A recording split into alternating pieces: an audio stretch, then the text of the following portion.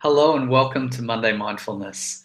Today is a bit of a different session because we're just going to target an area that I think is really important for general health, and that's getting quality sleep. For me, my health is such a huge priority, and getting sleep is a massive part of that. So what I'd like to share today is a whole bunch of tools, not necessarily all meditation tools, but just things that you can keep in mind, and if they resonate with you, you can try them and see how they go.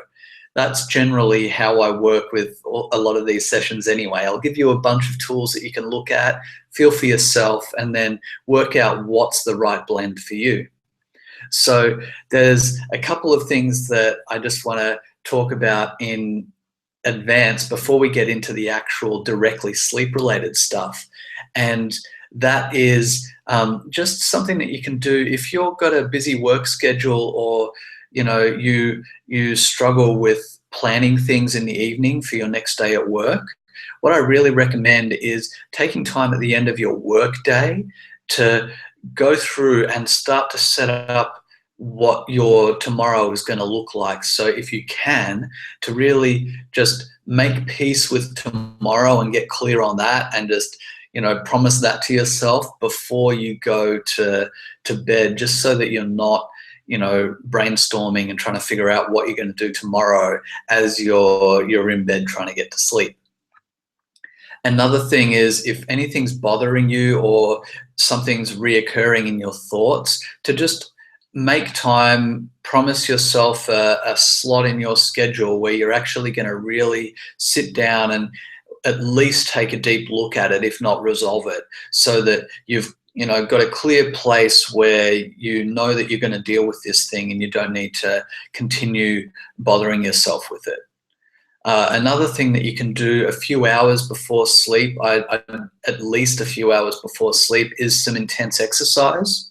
That can help to just get the body in a place where it really is comfortable with getting some rest. But I really recommend you not to overdo this, not to use it as a crutch, and just to do it in a balanced, healthy way.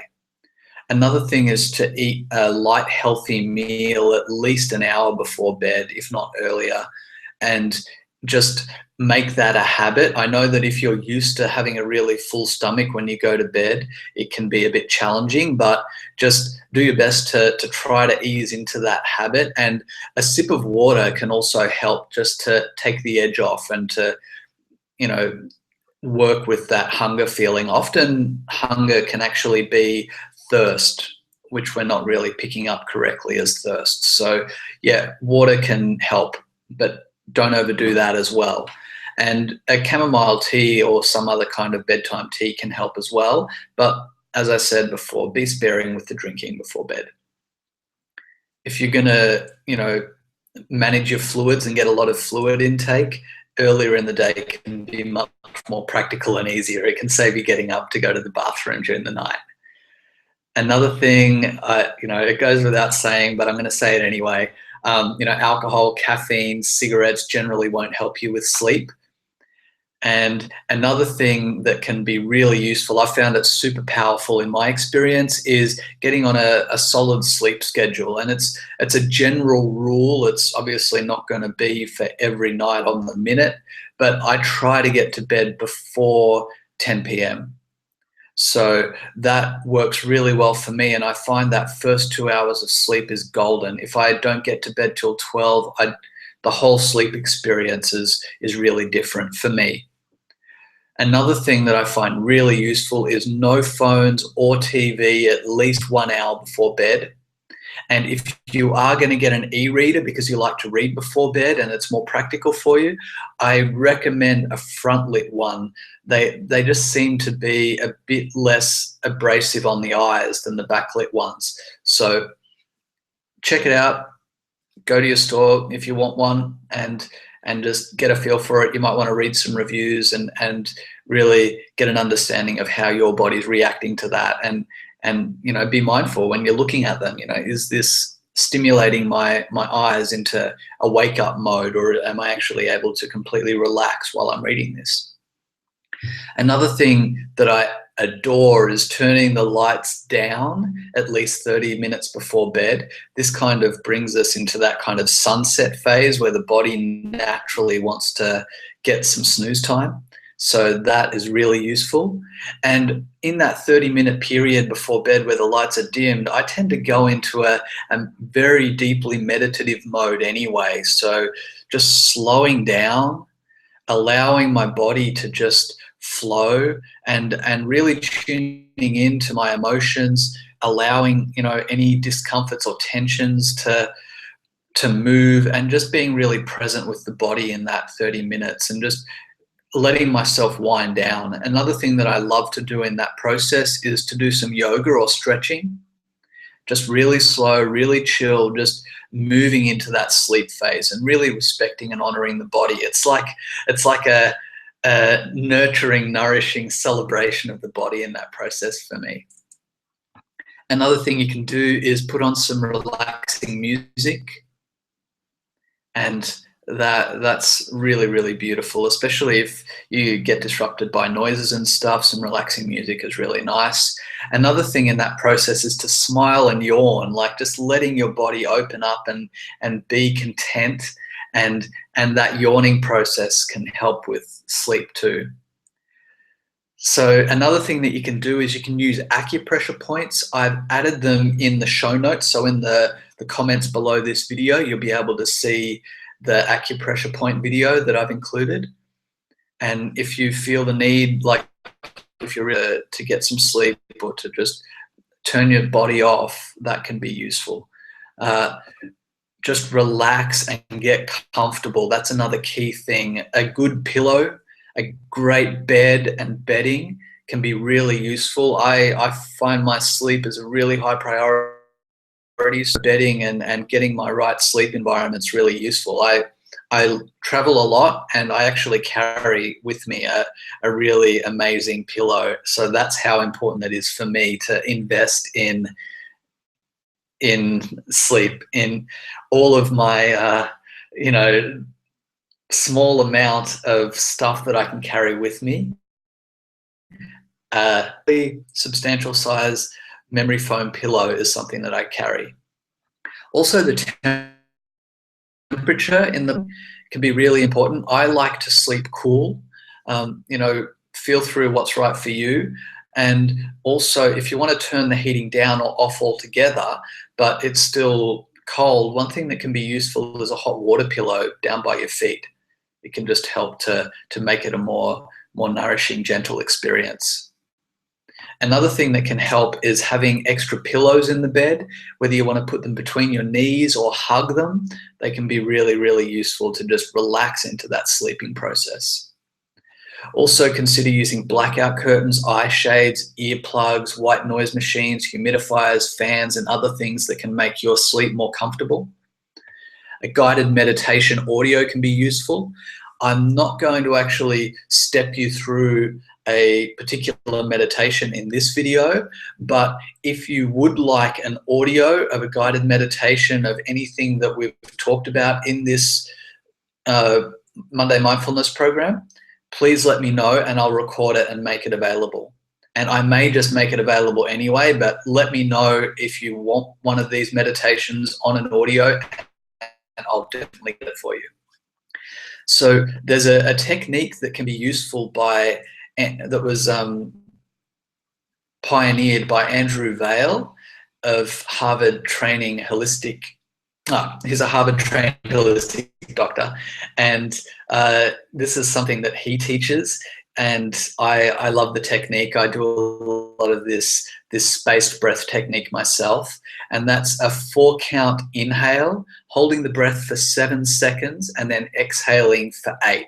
So if you can just go through that process as you lie into bed and relax into your sleep, and just do that really long spaced out breath, just see how it works for you. I've found it really, really powerful to do at least as I go into bed, and that slow, relaxed, stretched out breath is really useful for that.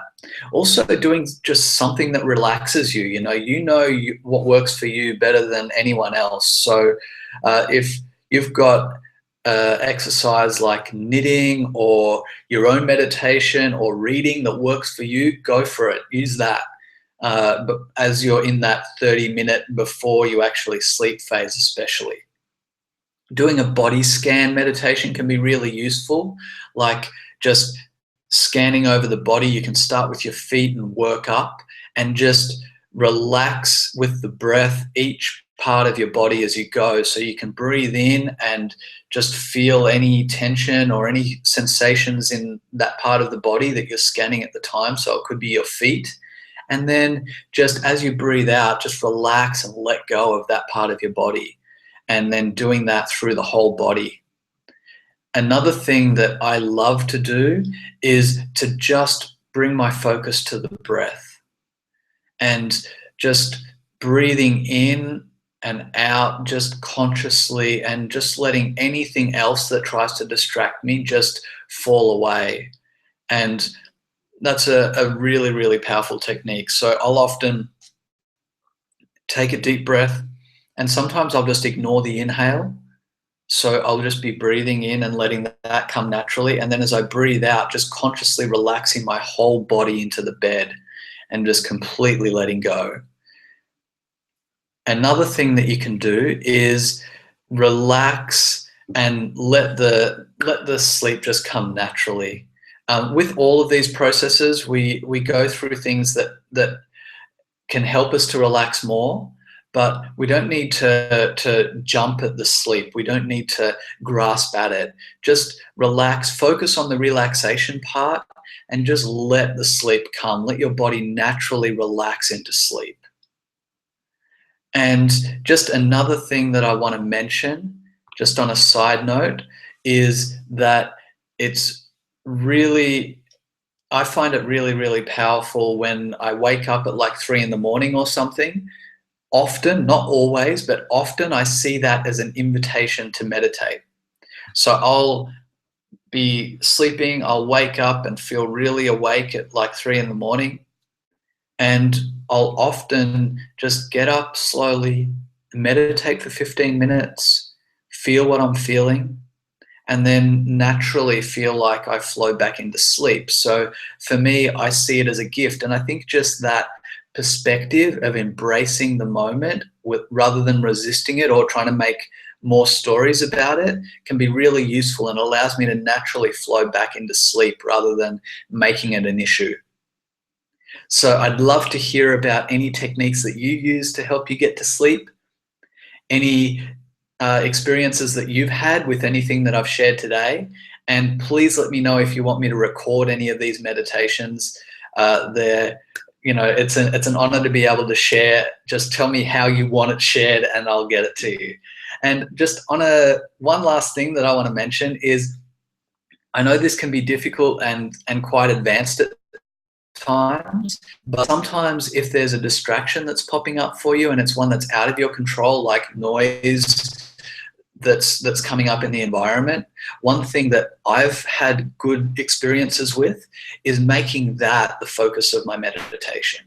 So getting present with maybe a distracting sound and just allowing that to actually be my guide to bed, rather than getting lost in stories about it or building up tension and resistance. I'm actually just embracing that particular experience and allowing that to be my presence practice. So obviously, if it's a major issue that needs to be addressed, then address it, but that can be useful as well.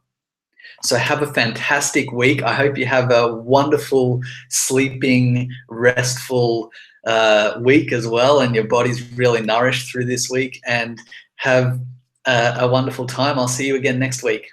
Ciao.